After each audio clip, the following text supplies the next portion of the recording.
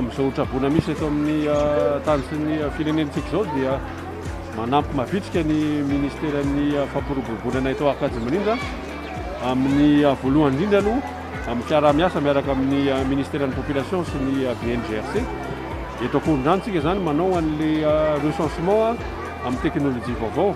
ahafahantsika zany manaraka sy manamarina ny information amin'reto trabona rehetra izay vonjentsika eto amin'ny moyen technique na digitalisation zany. Manarak'izay dia ametraka ihany koa isika logiciel ahafahantsika migérer an'le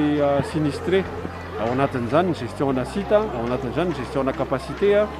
ahafahantsika manao an'ny pilotage stratégique amin'ny opération rehetrarehetra manerana ny nosy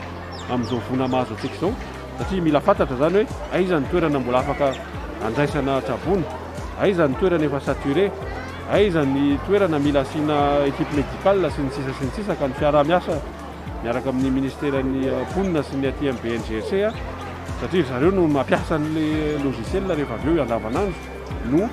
iarahana miasa amin'izao vona mahazo antsika izao. Io zao Marina Dôle na te Bourgoisina 1995.